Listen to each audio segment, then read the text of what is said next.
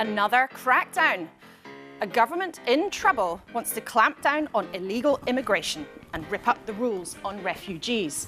But can it first cut out the chaos behind the Downing Street door? Well, with us in the studio live this morning, the Home Secretary, Shabana Mahmood, and her opposite number, the Shadow Home Secretary, Chris Philp. You two regularly face off in Parliament against each other. I wonder, what kind of rivals are you? Friendly or deadly rivals? I think a little combination of both, I think, Chris. I was going to say friendly, but there, I've learned something this morning. Just a bit of the other as well, I think. Well, we can have a friendly start to the programme. Let's proceed like that. Might get a bit more tricky later on, but thank you both indeed for coming with us this morning. Also today, should the BBC shell out after it said sorry to Donald Trump? Well, I think I have to do it. I mean, they've even admitted that they cheated. He wants billions after a mistake in a documentary. But the former BBC boss, Lord Tony Hall, tells us absolutely not. I don't think we should agree to any money being paid to Donald Trump.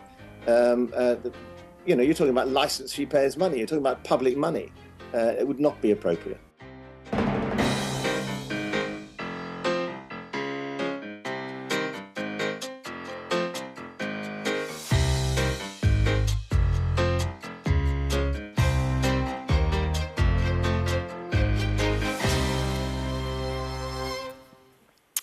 Morning, and our team to talk about this tumultuous week for the next hour is Paul Novak, the General Secretary of the TUC, broadcaster Mariella Frostrup, and Steve Rigby, boss of the Rigby Group, one of the country's biggest family-owned businesses. Welcome to all three of you. We'll start, as we always do, with what's making the news today. And the Sunday Times splashes on Shabana Mahmood's plans for asylum seekers. Look who's back on the front of the Sunday Mirror. Angela Rayner popping her head above the parapet for the first time since she quit. The Sunday Telegraph thinks she, maybe others too, is plotting moves against Keir Starmer. But the Mail on Sunday and the Observer both splash on the BBC with very different takes and some Daleks on Westminster Bridge after the standoff between the corporation and the White House. Well, let's get into our chat this morning. It's a big moment for the government trying to get on with cracking down on illegal immigration after a shocking week. Mariella, what do you make of what you've heard so far and quite striking rhetoric from the top of government? Yeah, the thing that I really don't enjoy is the way in which the rhetoric seems to be informed by, the far right.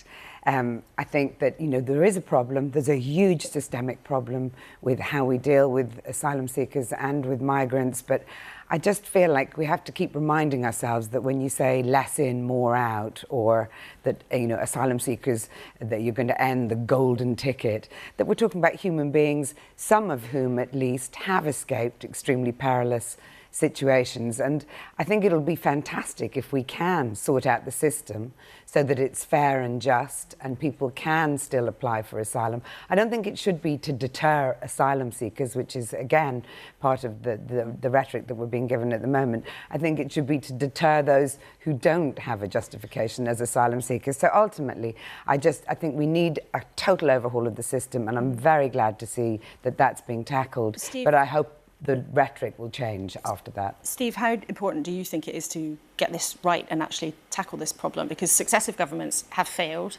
and Labour's had nearly 18 months in power. How important is it for you that they get it right? The reality is the public have spoken. Either we change the policies, get control of the situation, or the government change. So I think we've no choice, the government has no choice, but to start to tackle the issue. I welcome the changes that are being announced tomorrow. Looking forward to hearing from Shabana around what they may entail. But ultimately, we've got 400,000 illegal immigrants in the country today. It's 1% of the working age population that exists there. So we're out of control. 170,000 people last year given leave to remain. So we can't continue in the current trajectory, despite the fact, I have to say, as a businessman, I'm very much in favour of controlled migration. It's a critical part of bringing skills and even non-skills into certain parts of the economy. And Paul, for you, as a senior figure in the Labour movement, although not necessarily in the Labour Party, but the TUC is a very important part of the kind of left ecosystem, if you like. Are you comfortable with the kind of rhetoric? Mariella said it sounded like influenced by the far right. Well, listen, both my granddads came to this country during the Second World War. One came from Poland, one came from from Hong Kong, and that means I would always want Britain to be a place that offers sanctuary and support to people who are fleeing war and terror. I'm sure the Home Secretary will say that later on as well. Of course, we need a fair, managed, and I'd say a values-based approach to migration as well. But it's also important to recognise this is not the only issue that exercises the British public. The cost of living matters to people. We'll talk about the budget later on. The state of our NHS as well. So interesting to hear from the Home Secretary later on. I'm sure that there are things, for example, like safe and legal routes, which are a really important element of a decent, managed, fair migration system. And there's certainly lots of pieces in the jigsaw. Yeah. We'll be back with the three of you a bit later on, because it might be the most fraught, the most complicated, and one of, if not the most important problem the government is trying to solve. How to stop thousands of people crossing the Channel to get to the UK. There are big new plans. Refugees will have to wait 20 years before they can ask to stay here for good. And asylum seekers who can work or break the rules will lose access to housing and benefits. The government's already signed deals with other countries to try to return more illegal immigrants. It's tightened some of the rules too, but the number of small boat arrivals just seems to keep ticking up. The job for the Home Secretary, not long in the post, is huge. Mahmood's first day in the office as Home Secretary was the 5th of September. And almost immediately she announced she'd cut the number of visas for countries that won't take back their citizens if they've come to the UK illegally. In her first 3 days in the office, 1,166 people arrived on small boats. In her second week, the first migrant to have come here that way was sent back to France under the new one-in, one-out deal. By then, more than 2,000 people have made the dangerous journey. The government then said migrants allowed to stay legally would not automatically be able to bring family members here and would have to wait 10 years before being allowed to stay for good. At this point, the 1st of October, more than 5,000 people had crossed the Channel in small boats. Then remember that first migrant to have been sent back to France? Well, a few weeks later, he managed to get back to the UK in, yes, a small boat, becoming one of the 7,731 people to have arrived that way by then. And that number has now ticked up. Since Shabana Mahmood's been Home Secretary, more than 10,000 people have made the Channel crossing. In that same 2-month period, 5,500 people in the UK without permission have been forced to leave. Enough numbers. Well, let's get on with our conversation with Shabana Mahmood, who is here this morning. This is a big moment for the government, a big moment for you, not long into your tenure at the Home Office. Let's start with then this notion that refugees would have to be here for 20 years before they can stay here for good. Is it possible that you could have a life here, a job here, maybe kids going to school, a family here, then after 19 years, if your country is then considered safe, you get booted out and sent home? Well, look, I think that firstly, it is important that we deal with illegal migration into this country. It is an issue that is dividing our country, and I see this polarisation all over the country, including in my own constituency. We have a system that is out of control, it's unfair, and is putting huge pressure on communities. So it is important that we restore order and control to this system so that we can retain public permission and public confidence in having an asylum system at all. And that is what my reforms are designed to do. And because of that, we are looking to reduce the number of arrivals into the country, increase the number of removals of those who have no right to be in this country, and alongside that, as we restore order and control, to create new, safe and legal routes for people fleeing peril all over the country, all over the world. But if somebody has come here for the right reasons, they've come here, they've settled here, they have a family here, they have a job here, their kids might be in British schools, after 10, 15, 19 years, up to that 20-year moment, at any point the Home Office might say, you've been here, sorry, your country's safe, go. Well, what the new reforms will do is change that generations-old assumption that sanctuary provided to refugees can very quickly lead to permanent settlement and all of the rights that go alongside that. We will be changing that to a more temporary process, and the situation will be assessed every 2.5 years. So if your country becomes safe in that intervening period and you are remaining on this essentially core protection model, you will be returned to your country, because we see countries that have started off in conflict and people have moved in order to escape that conflict becoming safe. So I think that is right. And but the whole of the proposals that I will set out tomorrow will also provide new routes for people to be able to work in this country. And if you are working and contributing, you will be able to earn an earlier settlement in this country. And the totality of that package will promote fairness and contribution. But just on that point of reviewing people's cases every 2.5 years, which is much more regular than they are now, the Refugee Council has done some sums, and they've told us this morning that would mean more than 60,000 people being reassessed. And they say that could be a complete bureaucratic nightmare. And the Home Office doesn't have a great track record for administration and bureaucracy. Well, it's my job to make sure that the Home Office bureaucracy works. But do you I've made accept it very that clear. No, well, I will look at what the Refugee Council is saying.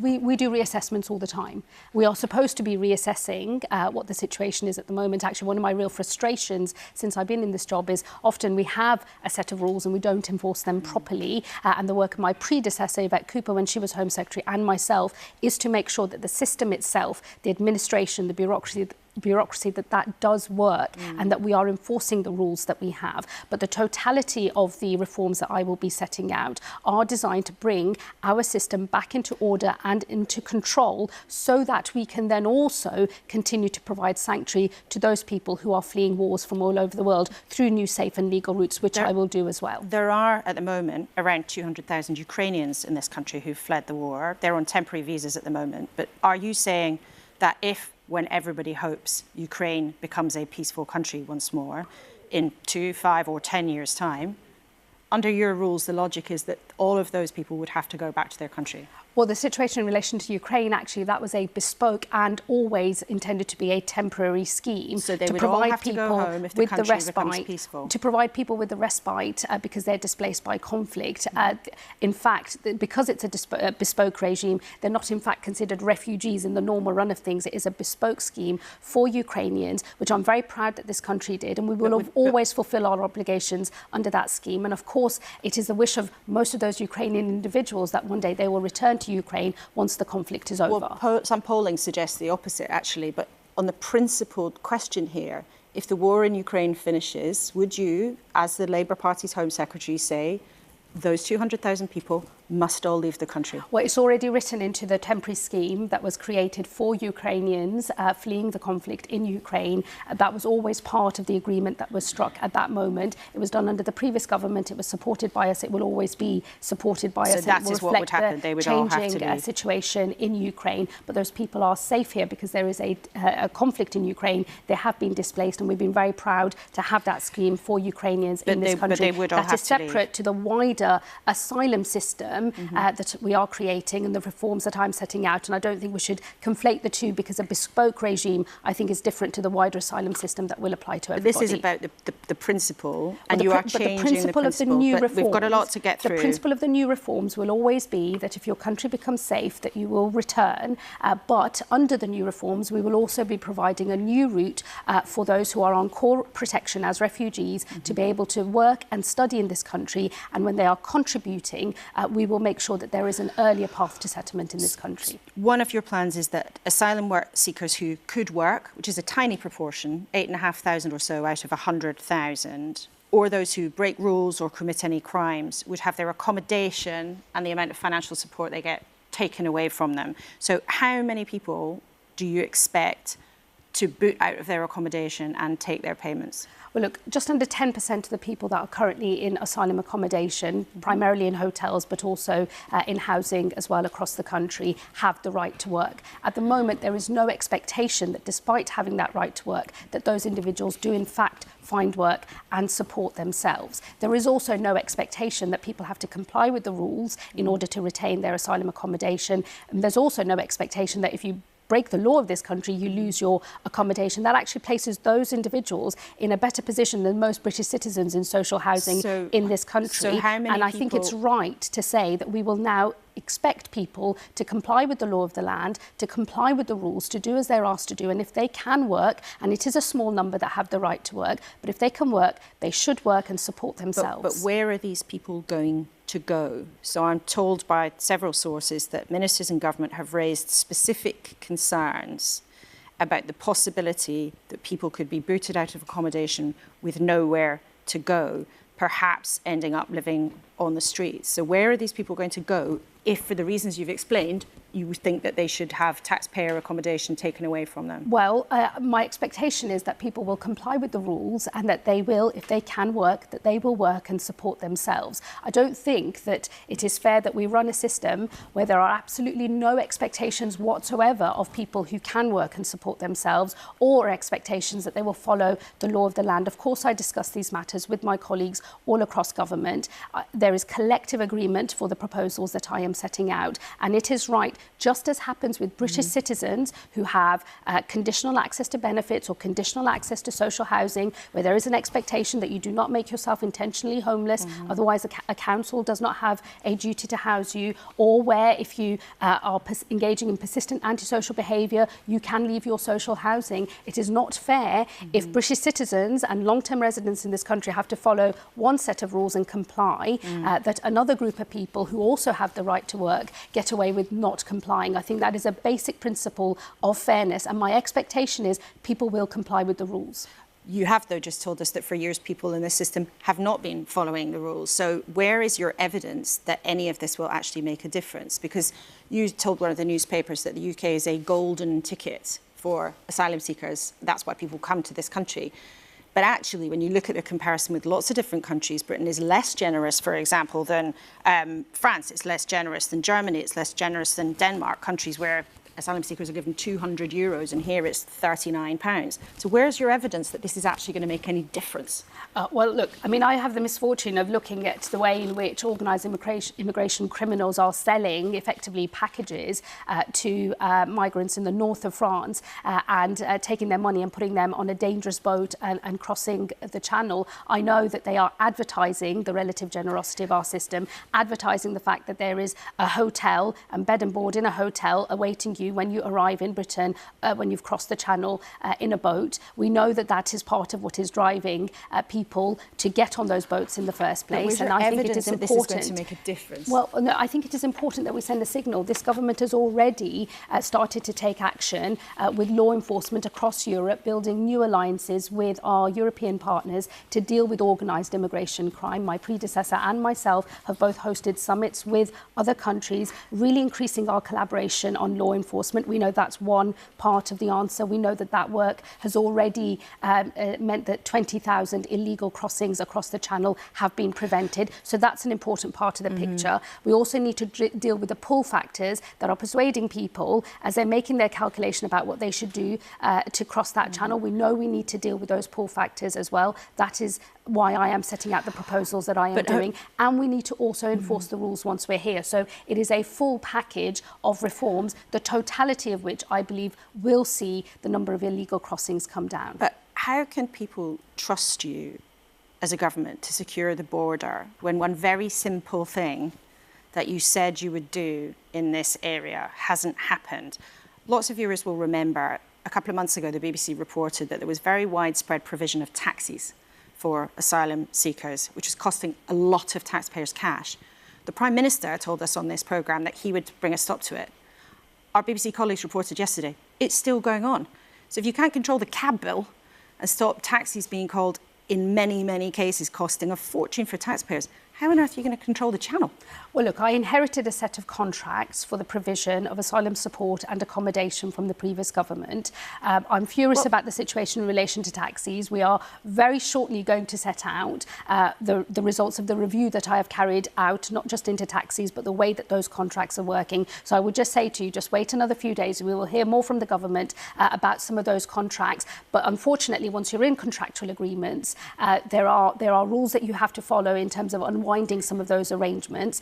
So that is why I commissioned a review. That is why I am dealing with this So by when will this start? And I would just simply give us a time. Just give us a little bit of time, and I will soon be able to set out what we are going to do differently with those contracts more broadly, but also with the issue of taxis more specifically. OK, your claim is that these sweeping changes are going to make a big difference, but you know that many of your colleagues are going to be deeply uncomfortable with this. A couple of MPs have already using language like this is a moral dead end, this is imitating the fear on the right as they see it. And the government has got form. You know, you wanted to cut welfare, and the government bottled it, couldn't get it through the party. The government had wanted to cut winter fuel allowance, bottled that because you couldn't get it through your party. How do you rate your chances of getting this done? Well, look, firstly, let me say, look, I really reject this idea that dealing with this problem is somehow engaging in far-right talking points. I am the child of migrants myself. My parents came to this country lawfully in the late 60s and in the 70s. Immigration is absolutely woven into my experience as a Brit and also that of thousands of my constituents. This is a moral mission for me because I can see illegal migration is tearing our country apart. It is dividing communities. People can see huge pressure in their communities, and they can also see a system that is broken and where people are able to flout the rules, abuse the system and get away with it. It is a moral mission for me to put that right, because I am not willing to stand by and pretend there isn't a problem when I know there is one, and then to suggest that any solutions to that cannot work, because I believe they can. And I know that I have to persuade people across the country, not just in Parliament, but across the country, that these are reforms that can work. But I believe politics is about dealing with problems, making an argument for why your solutions are the right solutions, and persuading people and having persuaded people to deliver on what you said you were going to do. And that is what I'm focused on as Home Secretary. And this government has been making a pretty good argument inadvertently to the country this week that it doesn't really know what it's doing. I mean, it looks like there's been a shambles this week. There was that catastrophic briefing out from the door of number 10. One of your colleagues told me this is head in hands time. It wasn't Larry the Cap who was getting up to the briefings. What needs to change in number 10? Look, I think what happened earlier on this week was horribly embarrassing. It's deeply mortifying for everybody in the government, and I'm pleased that the Prime Minister has dealt with it. I think that everybody needs to draw a line under what's happened and move on, because actually we've got a really important job to do. What I've spent the week doing, well, what I've spent the week doing is working with my team and my ministers on drawing up these proposals on changes to our asylum system. We actually also this week abolished police and crime commissioners, because I think that's a failed experiment and it needs to go. Next week we will also be making more changes on legal migration. We all have important, difficult jobs to do, and it is incumbent on all of us as cabinet ministers to focus on the job, because all of this tittle-tattle, these off-the-record briefings, people who haven't got the courage of their convictions to say publicly on the record what they're saying privately to journalists, all of that, it doesn't stand the test of time. The thing that matters is what you do for your country, and that's what we should all be focused on. This isn't tittle-tattle, though, Home Secretary. This is about what is a fact, is that many people you speak to in the Labour Party are despairing of the quality of leadership that they see right now. They think that Keir Starmer must shape up, that he must sort out how number 10 works, because frankly at the moment, as I said, one of your colleagues summed it up, a mood among many ministers, not all, but it is head in hands time. What needs to change? I think the Prime Minister has been absolutely clear that all briefings against any minister or indeed anyone are completely unacceptable. It's not how he does politics. I know that. I've seen him up close and personal. That is not how he operates. It's not how he expects his team to operate. One of the difficulties of these sorts of briefings is it's very difficult to find out exactly who was responsible. But I hope that the individuals who were responsible, who are now feeling the abject humiliation of what has happened, that humiliation will serve as a reminder that they should not indulge in a repeat performance. The Prime Minister has made his position very clear. He sets the tone for the government. None of this is acceptable. We all need to focus on the people who put us in government in the first place. It is an incredible privilege to be the government of this country. We are only ever granted a few years at a time, and Labour governments don't come along that often in the history of this country. We have precious time. We must not waste a single second of it. And your colleague Wes Streeting had to deny this week that he was plotting any kind of leadership attempt. But it is, it's well known that if the job came free, he'd probably have a tilt at it. Would you? Look, I don't indulge in this kind of, future hypotheticals and all this ridiculous chitter-chatter. It's not what I'm about. This is a valid question because Keir Starmer's leadership is questioned by many of your colleagues. No, and Keir Starmer's leadership is not only secure, but he has the full support of all of his cabinet. He is our Prime Minister. He led us to a historic general election win at a time when people thought we would not form another government for at least a generation or more. That was only a year and a half ago. I know that things have been difficult. Government is always difficult. There are always challenges. The most important important thing is Keir Starmer is our Prime Minister. We won a general election. We've been granted a privilege and precious time to set the direction for our country. All of us have to make sure that we do not waste a single second of that time. And our time is nearly gone. Briefly, what should the Prime Minister say to Donald Trump about the mess at the BBC? Well, look, I'm not going to comment on any conversations that might take place between the Prime Minister or the President, but the government, the Prime Minister and the rest of the government have made it very clear. We support the BBC. It is an important national institution. Impartial news has never been more important, but that's why we do say to the BBC, it's really important you've apologised, you've got to get your house in order as well. But we are supporters of the BBC and we believe it has an important role to play in our national life and standing for impartial news in an ever more contested world. Should he give the BBC, Donald Trump any money? That is not something that I'm going to comment on because that if there are conversations happening, I'm not going to provide a running commentary on them. The BBC needs to get its own house in order, but it is an institution that we absolutely support. Okay. Home Secretary, thank you very much indeed for coming in and speaking to us this morning. It's going to be a very interesting couple of days as those proposals are poured over. Remember, of course, as ever, we want to know what you think. So you can email us, kuenssberg@bbc.co.uk, or on social media. If you're that way inclined, you can use the hashtag BBC Laura K, and you can even send us a WhatsApp these days. 08000 282 161 is the number. And if you haven't done yet, you can sign up also to our newsletter that miraculously pops into your inbox every Thursday. Now, the offer of help from an opposition party to a government isn't always just a kind act. But the Conservatives have said they'd work with the government on immigration. Really? Let's ask the Shadow Home Secretary, Chris Philp, who used to be a Home Office Minister and now talks on these matters for the Conservatives. Will you vote for what the Labour Party is putting forward? Good morning, Laura. Good morning. Well, look, if the Labour Party make proposals that are sensible, that are in our national interest, we will support those because we're a responsible opposition. From what I've heard so far, we've got a mixture of a few gimmicks, rather like their previous Smash the Gangs gimmick, which obviously was laughable and didn't work. One or two proposals which are steps in the right direction. But to be absolutely honest, I don't think these proposals are anything like radical enough. Legal and illegal immigration is in danger of breaking Britain. We need radical solutions to that, including coming out of the ECHR, so we can then deport every single illegal arrival within a week of their feet touching the shore, stop paying benefits to foreign citizens, and making sure the people who come here illegally can't claim asylum at all, all of which are much tougher than what you've heard from Shabana Mahmood but in terms of and the what the Labour government Party is this morning. putting forward, do you agree with a fundamental question about whether a refugee that's granted the right to stay here, that should be a temporary status? Do you agree with that change of principle?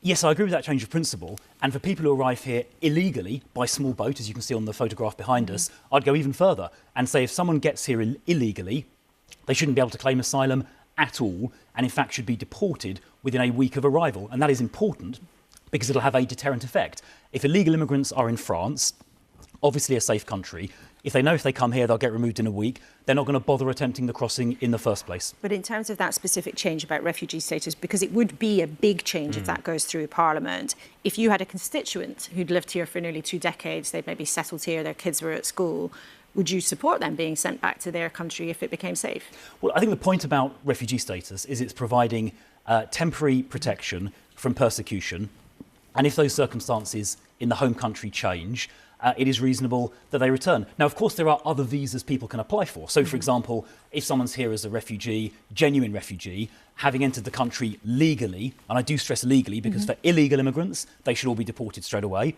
But if someone's come here legally and gets asylum, they could, of course, apply for a work visa, right? If they're earning a salary at a certain level, they could apply for a family visa. There are other options as well. But I don't think providing people with temporary protection should be a permanent right to stay.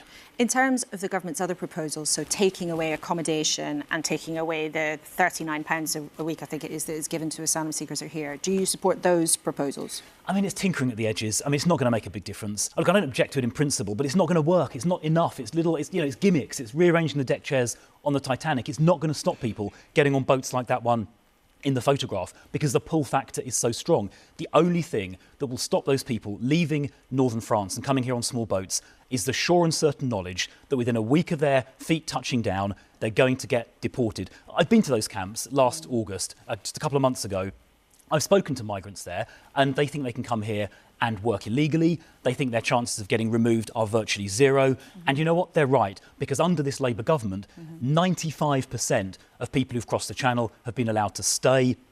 Only 5% have been removed. And we've got to break that. Until we break that, the illegal crossings will continue. And we risk illegal migration and very high legal migration breaking Britain. But I can hear almost people yelling at the telly and say the reason it's got to this situation is because those problems were stored up on your watch. And it's all very well now you saying there must be these radical solutions, it must go further, and it's really dreadful and the government's making a mess of it. But I know you've acknowledged before you made lots and lots of mistakes.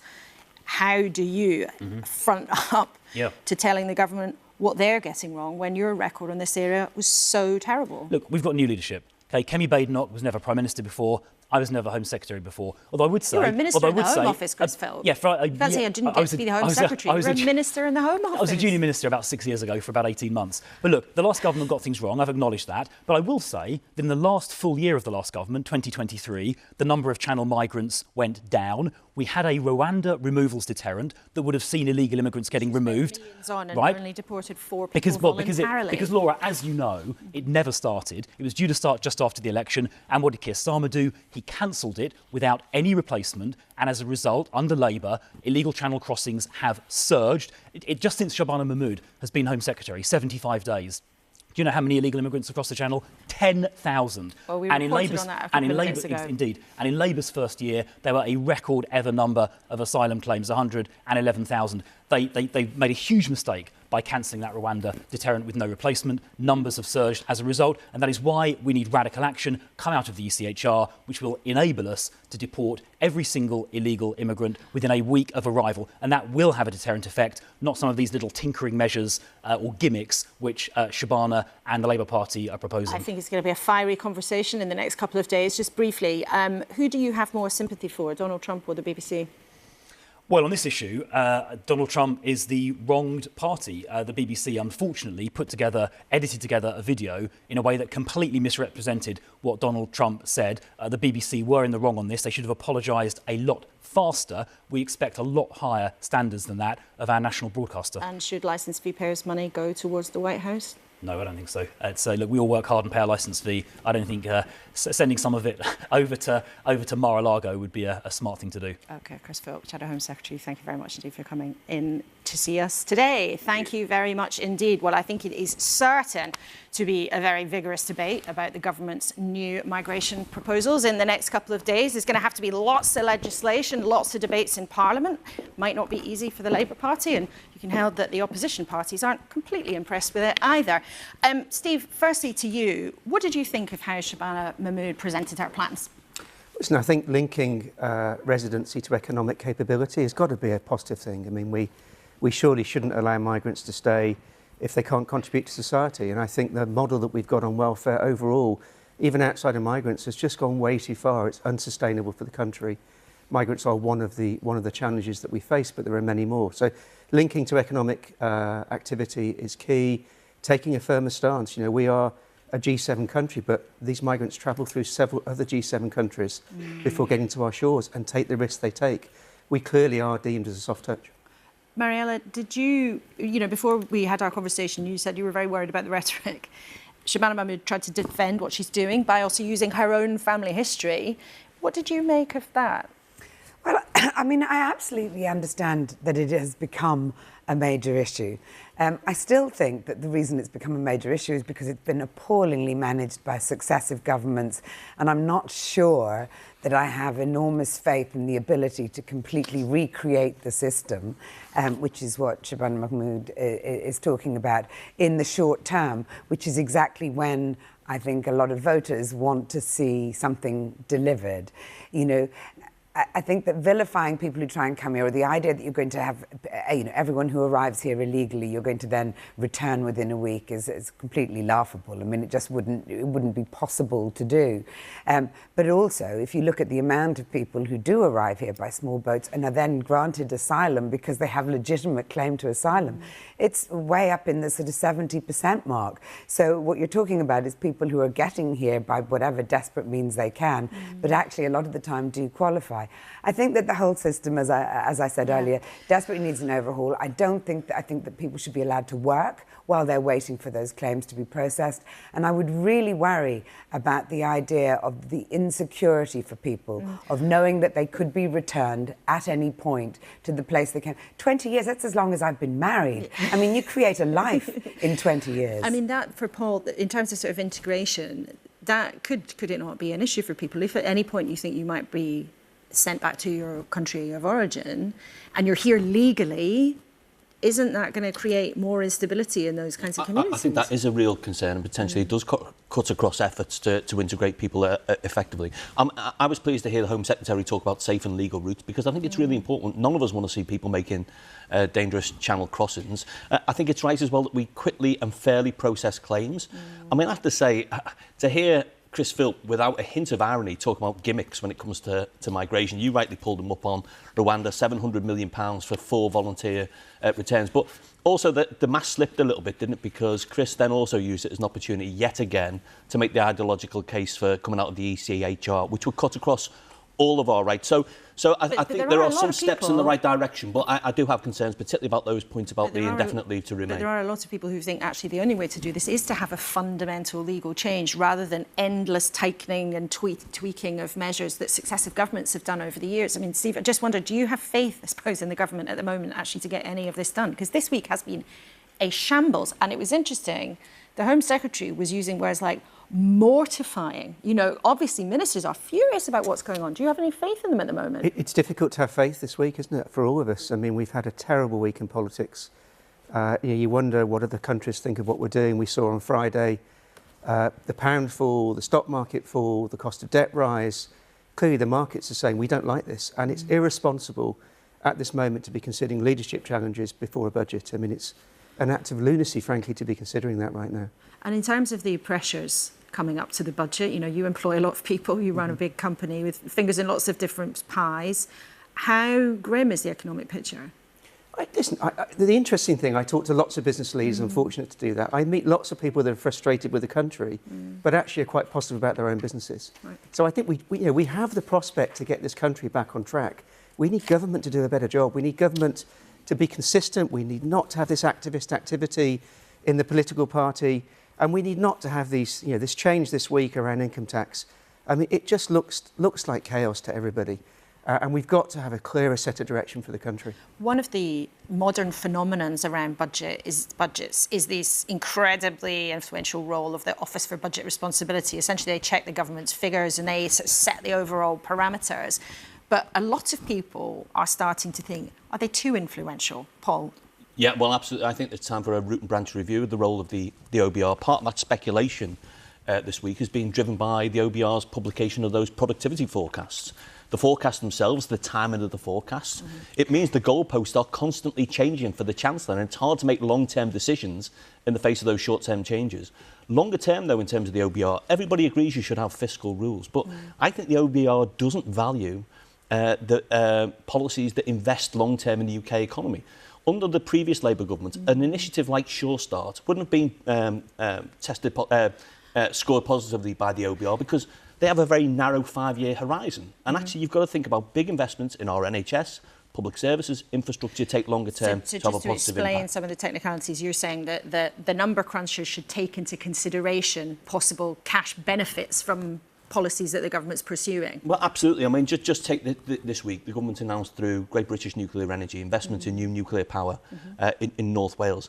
The long-term impact of that is not going to be felt within the next 5 years. And the OBR just won't take that into account. So I think it's really important that the Chancellor uses the budget to show she's on the side of working people. She stays the course on investment. And frankly, the OBR needs to help that process. And at the moment, as I say, I think there's a case for a root and branch review of the OBR so it doesn't act as a straitjacket on growth. So it's one of the things that's making life tricky for the government. Absolutely. But Mariella, what do you think of what's going on in government at the moment? I mean, it's been a bit of a soap opera, hasn't it? Well, yeah, I mean, absolutely, it's been a bit of a soap opera. But, there hasn't been a leadership challenge. There's been people speculating about it. So I think the idea that that this is a bad time for a leadership challenge, it hasn't happened. I thought that actually, in many ways, it was ironic that it gave Wes Streeting a platform in which to be incredibly lucid, funny and engaging, and probably set himself up very well for future leadership. I think with the budget, you know, it will affect me in the same way as it'll affect, you know, every single person in the land. But the amount of speculation about this budget and the length of time that it's continued for, I mean, I think it's absolutely ludicrous. I kind of hark back to the old days when the budget landed and then you had to deal with it, because the amount of airtime, the amount of, you know, policies put out there and then pulled back in. You know, I don't know how much we blame government and leakage for that, because I presume that the leakage is intentional. If it isn't, then that's really worrying. Well, some of it is and some of it isn't, and sometimes it's hard to tell the difference, frankly. Paul, briefly. Yeah, I go in workplaces week in, week out, and I can tell you, in no workplaces that I go into are people interested in the ministerial top trumps and who's up and down in number 10. What they want is the government to show they're on the side in terms of tackling the cost of living crisis and improving the lives of working people. OK, well, at the end of the programme, I'm afraid, Mariella, I'm going to ask you all something else about the budget, but we'll get your top tips for what you would like to see in that red box. It has not been, as we've just been discussing, a vintage week for British institutions, either the government or indeed this 100-year-old organisation in which we sit this morning. The BBC's chairman described Donald Trump as a very litigious fellow, and the chair's apology to the president for a bad edit of one of his speeches failed to change Donald Trump's mind on whether to sue the BBC. As we speak, the White House is still going after the Beeb. Well, before Donald Trump doubled down on his plan to sue, I asked the former Director General, Lord Hall, how could the organisation clean up its mess and if the BBC should cough up. No, should not happen. And I think I'm not a lawyer and I don't know about Floridian state law. But my view is that this should be, you know, if necessary, you've got to get their advice on how you keep this going forward. But I can't see any. Well, I would never. I don't think we should agree to any money being paid to Donald Trump. You know, you're talking about license fee payers' money. You're talking about public money. It would not be appropriate. Why is it when things go wrong at the BBC that the handling of mistakes always seems so bad? I mean, you're no stranger to scandal. You were involved when the panorama with the late Princess of Wales and Martin Bashir went on. Why is it that the handling of mistakes is often so slow and so bad? I think the slowness of response to a lot of these crises is right. I think the BBC also needs to find out ways of talking about what it does, positively does, for the public, and people realising just what a lot of things the BBC does do, despite the scandals and despite some of the headlines. Look, the BBC is a basic part of how we define ourselves in this country. And I think the issue there is how we continue to, of course, respond to the issues that come up, and the BBC is a very open organisation in that respect. How you deal with that quickly, how you deal with that properly, without any defensiveness, that's really important. But I also think it's really important that we get across the positive things that the BBC is doing for this country and the positive things that it's doing for viewers and listeners and licence fee payers. Do you think that there is an intrinsic problem with the structure of the board? There are suggestions that those people who are political appointees, given jobs on the board by governments of all different stripes, should go. Do you think that would be a good idea? So I think appointments should be looked at, because they are important for the independence of the BBC. So can you find some other way of appointing members of the board other than by the Prime Minister? Myself, I would say to the chair of the board, you appoint people who you think are right and who answer the needs that you have on that board. I mean, that's how other boards work. Why wouldn't the BBC work like that? I would also find some independent way of appointing the chair, again, to make sure that person is the right sort of person to run something like the BBC. Is it realistic, given all the complexities of public life and the pressures of the job now on the Director General, is it realistic that the Director General is a job that can be done by one person? My worry about the weight of decision-making and politics around news now is that the Director General gets deflected from what they should be doing, which is thinking about the future of the BBC, the audience challenges that there are, and the nature of the broad output. So I think it's a two-person job. I would recommend the Deputy handling journalism and the Director General doing all the things for the future and keeping the ship steered towards the future. And do you think that the licence fee in its current form is still the right mechanism for the BBC? If you believe in a BBC which is universally available to everybody, and I think that is a public good which is worth having, then you come back very quickly to either a household tax or you come back to a licence fee. My recommendations on that, though, are you find ways of paying the licence fee more fairly, and maybe in more modern ways than through a direct debit every month, annually or whatever. What might that mean? You say pay the licence fee in more modern ways. Do you mean different kinds of subscriptions or different payments, micro payments? What do you mean? I mean exactly that. I mean micro payments are quite possible. I mean, I pay small amounts each month or each week for newspapers, subscriptions and all that. Can you make it easier for people to pay than it is at the moment? I have to ask you, do you fancy a comeback? No, I think this is time for somebody. Look, I love the BBC. I think it's a wonderful organisation for all the pain it can sometimes cause.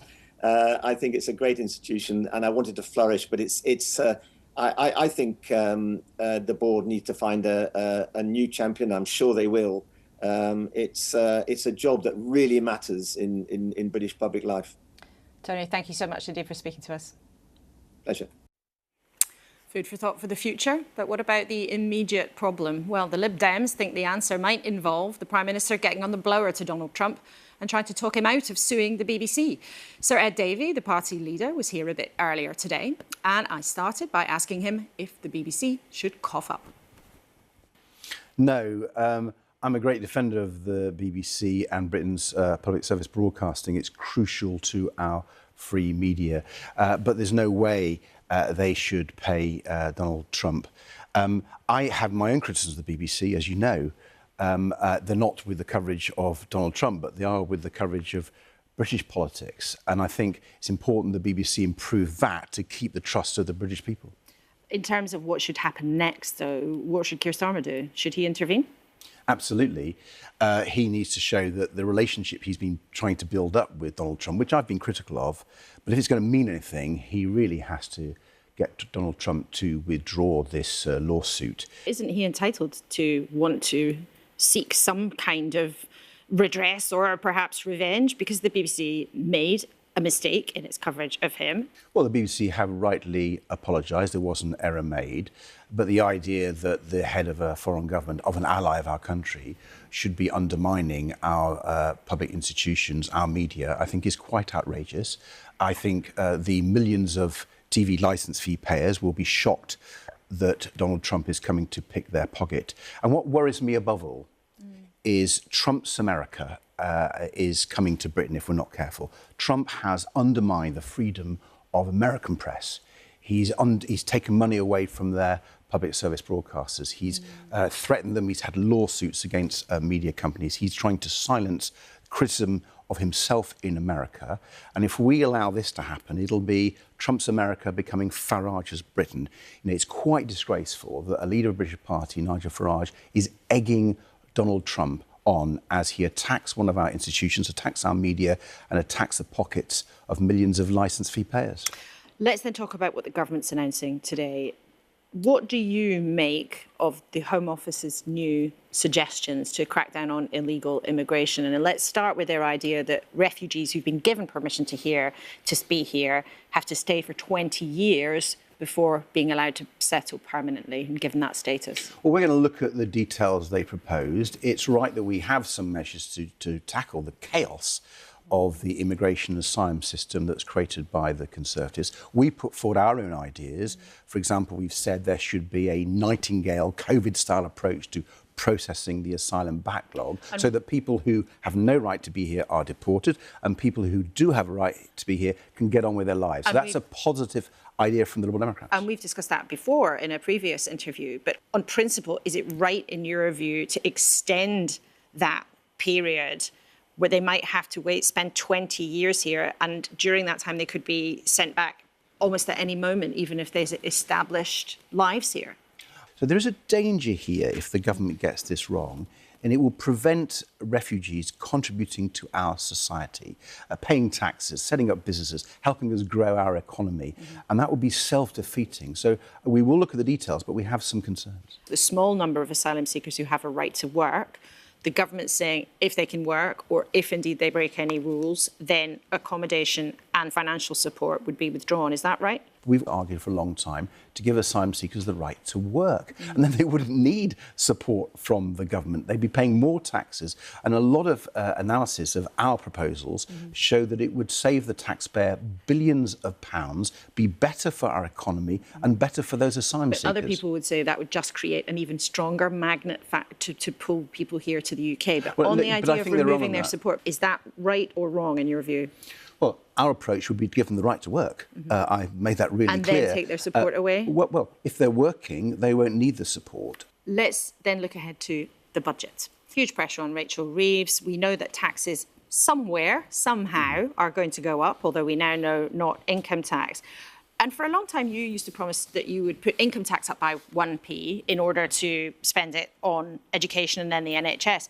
But now you have more of a kind of smorgasbord approach. And there are lots and lots of different taxes that you suggest you'd like to bring in. You've got tax on energy companies, tax on banks, increasing the digital services tax. You want to increase, here's just some of the ones that were in your manifesto last time round. Is there anything that you see and you don't want to slap a tax on?